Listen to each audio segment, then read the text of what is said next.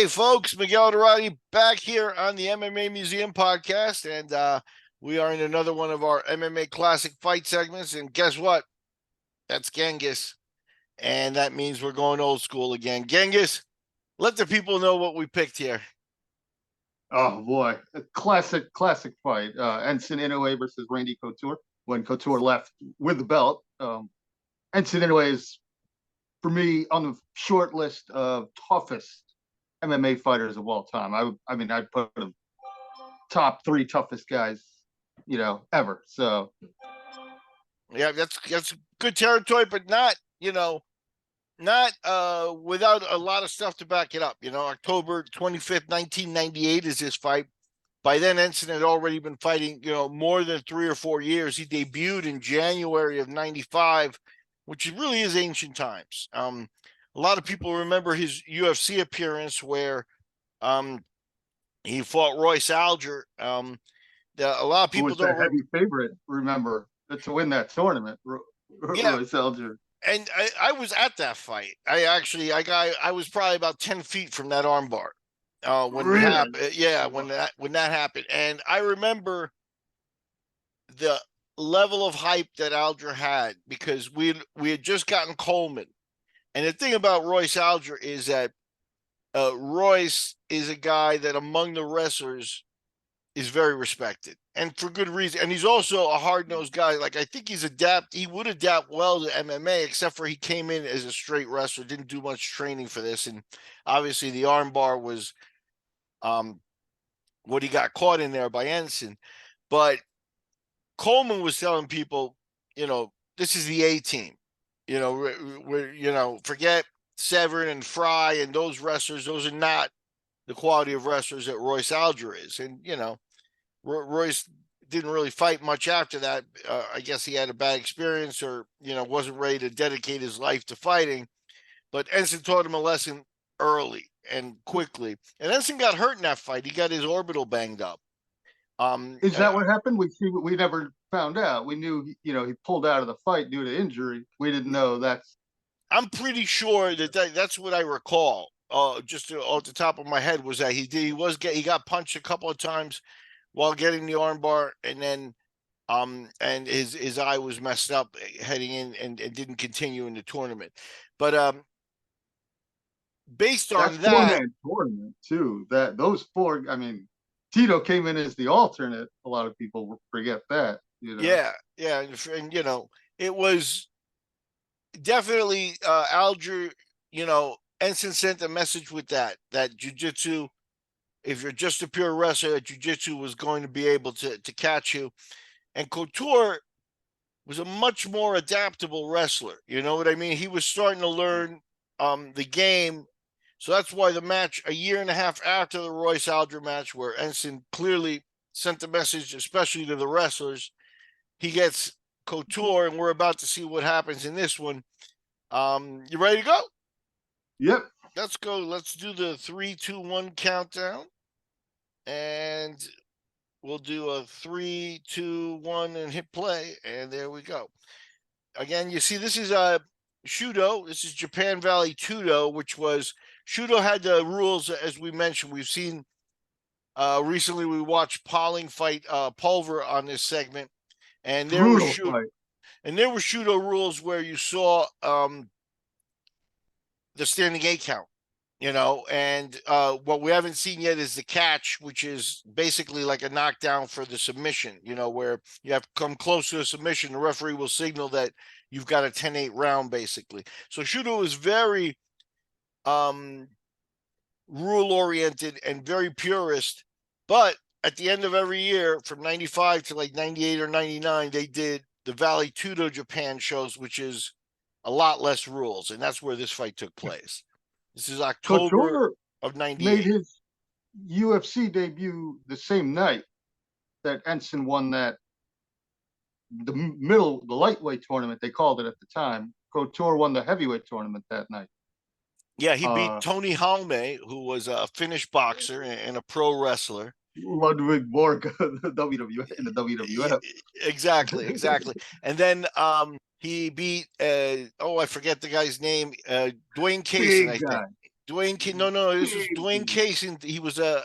Oh no, I'm mixing with somebody else. Yeah, no. I forget who he. No, not Kaysen. Yeah, no. I'm mixing him up with Jackson, Mark Kurt. Steven Jackson, maybe. I forget his name. Let's go back here. He was a big guy, though. It says Stephen Graham. Stephen Graham. There we go. So yeah, for sure. And Graham comes in as 290. So yeah, Wow. Yeah. we got Couture in the ring, and this is he was already a mature man when he started MMA, but you could see that he's young and a different version of the champ than the UFC guy that we saw in later years. Although he was always a pretty superior fighter, here he looks a lot younger and a lot more fit and a lot less on supplements. Yeah. Enson and him exchange kicks, and it's immediately on the ground. Enson already making it uncomfortable for Couture. Couture wants to get out of there. Enson's kicks were vicious. Yeah. Yeah, Enson's a guy, I believe he was born in Hawaii of Japanese descent, but I think he was third or fourth generation in Hawaii. And for him to earn the respect in Japan, like the Japanese can be very, very tough, especially on people, claiming to be Japanese, and then they're like, "Yeah, you're not, you're Hawaiian." You know what I mean? And for him to earn they took him in for sure, and that's a testament too, because along with the toughness that you talked about in the ring, which is unquestionable, I think you're talking about one of the superior minds in the game.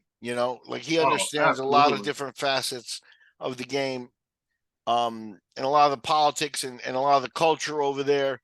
He's adapted to real well, and he gets up on Couture. He had the violent fight with Frank Shamrock about a year before this, right? Yeah, that was his prior fight where his brother stormed the ring, and this was his comeback, let's say, to fighting. So Enson may be feeling a little bit of pressure. The Shamrock fight obviously didn't go his way, and that's it. He's got the armbar, and that again, a strong, tough guy, because whereas with the Alger armbar, you could almost say Alger didn't see it coming, or had never really been in that position. Yes. Maybe in training he visited it, but not in active competition, not in fighting, not in any of that. You could see Randy Couture had Tom Erickson in his corner.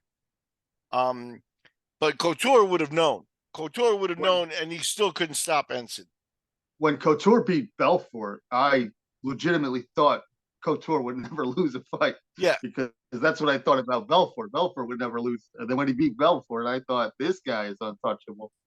But yeah, Couture had that ability to push the pace, but Enson managed the pace real well here, because once you get it to the ground, he tied him up real well, kept it real tight so that Couture couldn't, do and Enson there famous for his pit bulls, that his dogs and stuff, and his guy's dog in the ring, giving the dog a hug. That's his celebration. That's Enson, the man there. Definitely a classic fight. He made short work of Randy Couture, and that's something, you gotta, any MMA Hall of Fame has to have Enson Inoue on there. You could take the 12-8 Sherdog record and throw it out the window. That doesn't mean anything, if you don't have Enson Inoue in the Hall of Fame, then you're not understanding this game of MMA here, because he was definitely one of the best, one of the fiercest, and in this particular fight, I believe they would have allowed headbutts in the Vale Tudo Japans and kicks to the head and stuff like that. But he put a stop to any ground and pound. Couture didn't really get off at all, really. Couture seemed uncomfortable from start to finish in this fight. Hey, that's the way it looked. Those kicks threw him off. I don't think he was expecting those. And they both seemed super calm the whole fight. He had a smile on his face at one point, Couture, but I don't think he was expecting that. And then from the bottom, the first tie up from the bottom, it looked like Enson did more damage, really. You know, the ground and pound never got off. You know, Couture at this point wasn't a huge puncher. So he worked on volume basically, and he couldn't get his volume more. He out volume Vitor, never stopped, and that's kind of what happened there. So definitely a classic fight. I'm glad you broke it out. I'm glad you suggested. This is Vale Tudo Japan, 98, and that was Enson Inoue and Randy Couture in the books. Definitely a classic, and hats off to Enson, a Hall of Famer by any standards.